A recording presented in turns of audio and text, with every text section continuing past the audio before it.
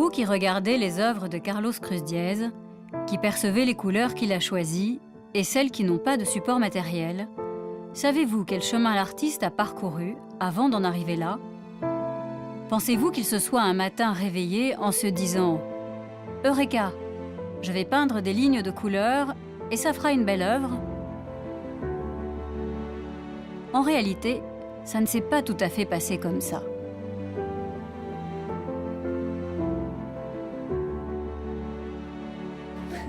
Il n'y a pas de formule pour être artiste. Certains sont pure intuition, ils se réveillent et ont une idée. Mais c'est rarement le cas. En réalité, les idées ne surgissent pas sans raison. Et l'artiste est une personne attentive à ce qui l'entoure. La plupart des gens regardent, mais ne voient pas. L'artiste, lui, voit. Avant d'explorer l'instabilité de la couleur, Cruz Diez a commencé par une œuvre figurative et académique. À l'école des Beaux-Arts, ses maîtres font de lui un peintre honnête, capable de maîtriser différentes techniques plastiques. Un enseignement fondé sur la tradition. Par le passé, il s'agissait de reproduire en mieux, de faire mieux que son prédécesseur. L'élève devait dépasser le professeur.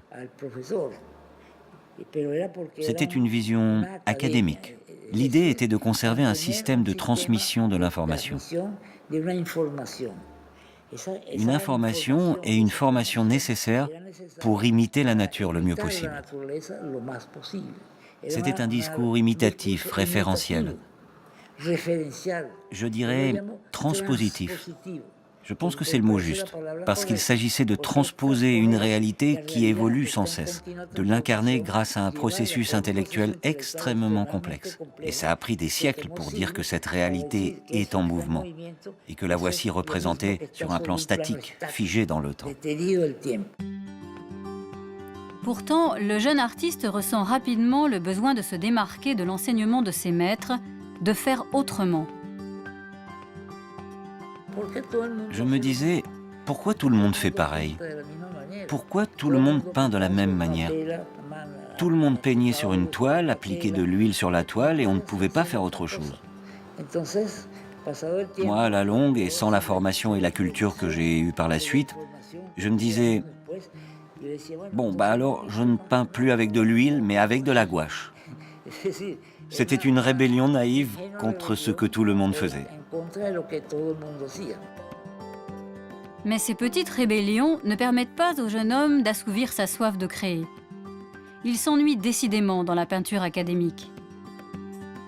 C'est en réalisant ce qu'a apporté à l'histoire de l'art un grand maître comme Velázquez, une nouvelle manière de peindre l'espace, que Cruz Diez comprend qu'il doit inventer un nouveau discours. Je crois que si un artiste veut développer un discours novateur, il doit avoir une connaissance profonde de l'histoire. Car si l'on ne connaît pas l'histoire, on réinvente la roue et on reproduit ce qui a déjà été fait beaucoup mieux que ce que l'on pourrait faire aujourd'hui.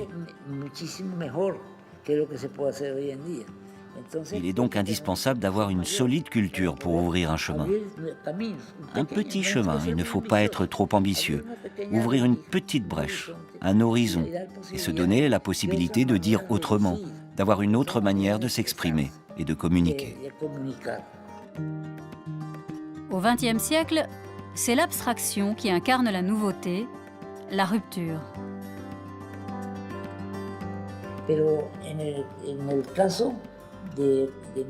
Mais ma génération est arrivée à la conclusion que l'art abstrait était déjà saturé, qu'il n'y avait plus rien à dire. Et moi j'arrive à ce moment-là.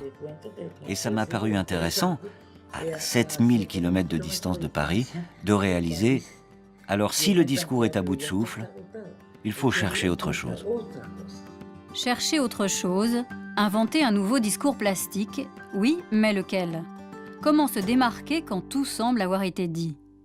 Cruz Diez choisit son champ d'action, un univers qui le fascine, où il sent que sa créativité pourra s'exprimer. Le monde de la couleur qui l'émerveille depuis l'enfance.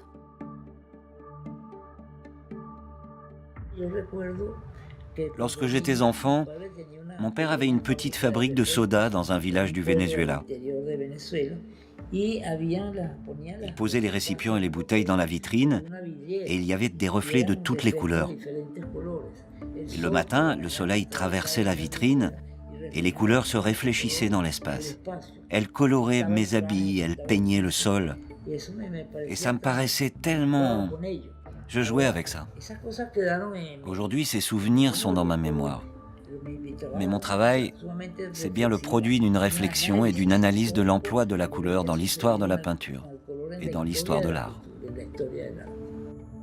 Très tôt, l'artiste a mené une intense recherche artistique, tout comme le ferait un chercheur en physique ou en biologie. Il étudie les théoriciens de la couleur, des scientifiques comme Chevreul ou des littéraires comme Goethe. Il réalise ainsi que la couleur n'a jamais été le sujet du discours artistique, mais une simple anecdote de la forme. Parmi ceux qui m'ont mis sur la voie, il y a eu les impressionnistes. Moi, je pense que leur œuvre relève de la méprise. Une belle méprise, certes, car l'œuvre des impressionnistes est merveilleuse, bien entendu, il n'y a pas de doute. Mais l'erreur, c'est de se rendre compte de la fragilité de la lumière, de l'instabilité de la couleur qui se modifie continuellement, et malgré tout, d'essayer de la peindre sur un support statique.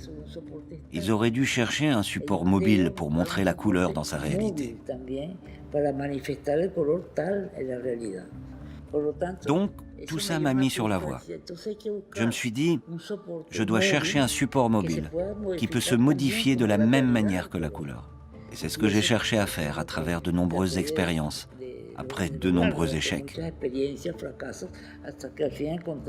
jusqu'à ce que je trouve le reflet. Alors que je gagnais ma vie comme graphiste, j'étais en train de mettre en page un catalogue pour l'Orchestre symphonique de New York, de passage à Caracas. La première page était blanche et l'intérieur de la couverture était rouge. Et pendant la nuit, j'étais en train de finir la maquette, j'ouvrais et je fermais le catalogue. J'ai rapproché la page blanche de la page rouge et j'ai vu que la blanche se teintait de rouge. Et je me suis dit, voilà, c'est ça la couleur quand elle n'est pas peinte.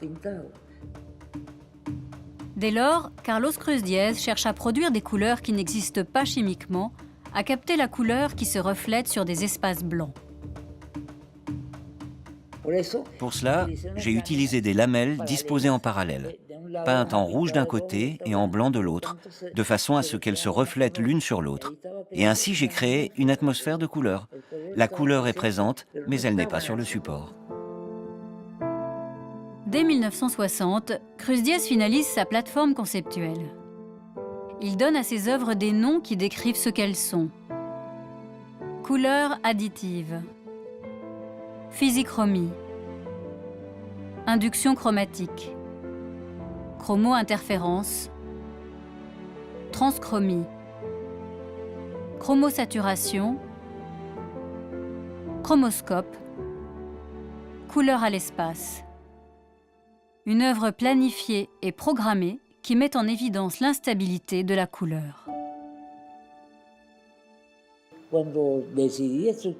À partir du moment où j'ai décidé d'élaborer un discours cohérent, il fallait qu'il soit programmé, pensé pas à pas, analysé, de façon à le structurer, à le mettre en équation. Non pas par goût, mais parce que chaque élément de l'œuvre a une fonction, une efficacité évidente. Et dans ce processus, la programmation permet de mettre en évidence ce que je veux dire.